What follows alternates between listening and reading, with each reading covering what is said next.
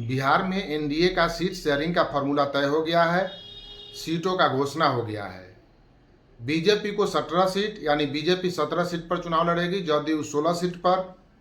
रामविलास यानी एलजेपीआर चिराग पासवान को 5 सीट मिली है, हमको 1 सीट और 1 सीट उपेंद्र कुशवाहा को मिला है। यह जो फॉर्मूला तय हुआ है सीट शेयरिंग का, इसमें कुछ लोगों को बहुत बड़ा सबक मिला है इस सीट शेयरिंग से, जिसमें सबसे पहले नंबर आता है पशुपति कुमार पारस का और उनके गुट में शामिल हुए 5 सांसदों का। इन लोगों ने किस तरह से पार्टी को तोड़कर चिराग पासवान को एक तरह से डैमेज करके धोखा देकर पार्टी को इन लोगों ने हथिया लिया और सारे सांसद चिराग पासवान को छोड़कर पशुपति कुमार पारस के तरफ चले गए। इतना भी ख्याल नहीं रखा कि लोजपा का गठन रामविलास पासवान ने किया है और सब कुछ उन्हीं के द्वारा किया गया था और उनके ही बेटे को लोग पार्टी से बाहर निकाल दिए।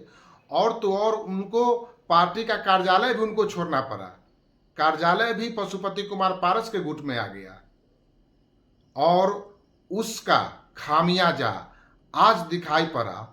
और उस धोखेबाजी का आज जबरदस्त तमाचा एक तरह से कहिए तो पशुपति कुमार पारस और उनके गुट के सांसदों को लगा। इस सीट शेयरिंग में पशुपति कुमार को अप्रत्याशित रूप से एक भी सीट नहीं मिला। उनके सारे के सारे सांसद का टिकट 1 मिनट में कट गया।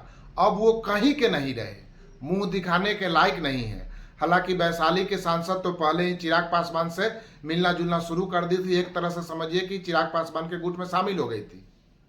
लेकिन उनके सांसदों को और पशुपति कुमार पारस को जबरदस्त झटका लगा है। कभी कभी इंसान को उसके करने का फल बहुत जल्दी मिल जाता है, जो उनके पशुपति कुमार गुट के पारस के सांसदों के साथ हुआ। और दूसरा उपेंद्र कुशवाहा है। उपेंद्र कुशवाहा को, जो कि 2014 में सिर्फ 2 सीट जीते थे सांसदी का और उस 2 सीट में उनको मंत्री बनाया गया था केंद्र में, और वो अभी न जाने किस लालच में और किस ओवर एक्सपेक्टेशन में या कहिए कि किस मूर्खता में बीजेपी को छोड़कर आरजेडी में ज्वाइन कर लिए, फिर वहां से कूदकर जदयू ज्वाइन कर लिए। उनका तो चाल चरित्र समझ में ही नहीं आया। बिहार में सिर्फ लोग नीतीश कुमार को पलटू राम कहते हैं। अगर उपेंद्र कुशवाहा की बात की जाए तो वह भी कुछ कम नहीं है। केंद्र में मंत्री थे बीजेपी के साथ एनडीए में और वहां से आरजेडी में चले गए। वहां भी उन्होंने सही से नहीं रहा। फिर आरजेडी को छोड़कर जदयू में चले गए, वहां भी फिर नहीं रहे। इससे पहले भी जदयू में गए थे, फिर जदयू छोड़े थे, फिर जदयू को छोड़कर फिर अपनी पार्टी बना ली। और आज उनका हश्र देखिए कि उनके सामने जन्म लिया हुआ बच्चा चिराग पासवान को 5 सीट मिलता है और उपेंद्र कुशवाहा को सिर्फ 1 सीट पर संतोष करना पड़ता है। उनको भी इस चुनाव में, इस राजनीति में जो अवसरवादिता होता है और धोखा पट्टी होता है, इस पार्टी को छोड़कर उस पार्टी में सिद्धांत विहीन राजनीति का करने का खामियाजा उपेंद्र कुशवाहा को भी भोगना पड़ा। और आज चिराग पासवान को 5 सीट मिला है और उपेंद्र कुशवाहा को सिर्फ 1 सीट पर संतोष करना पड़ा। समय किसको किस दिन दिखा दे यह कोई नहीं जानता है। और यह गजब का तमाचा है राजनीति में सिद्धांतहीन राजनीति करने वाले 2 नेताओं का। लोग नीतीश कुमार को सिर्फ पलटू राम कहते हैं। हालांकि नीतीश कुमार को कोई खामियाजा नहीं भुगतना पड़ा।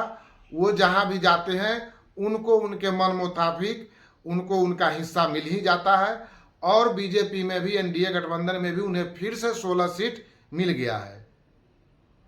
हालांकि लोजपा रामविलास में, जो लोजपा रामविलास के राष्ट्रीय उपाध्यक्ष हैं अरुण कुमार, उनका सीट जहानाबाद होता है। गृह जो उनका होम सीट है, गृह जिला है, जहानाबाद भी बीजेपी के खाते में चला गया। और दूसरा जो नवादा से चुनाव लड़ना चाहते थे, नवादा सीट भी बीजेपी के खाते में चला गया, जदयू के खाते में चला गया जहानाबाद, और नवादा सीट बीजेपी के खाते में चला गया।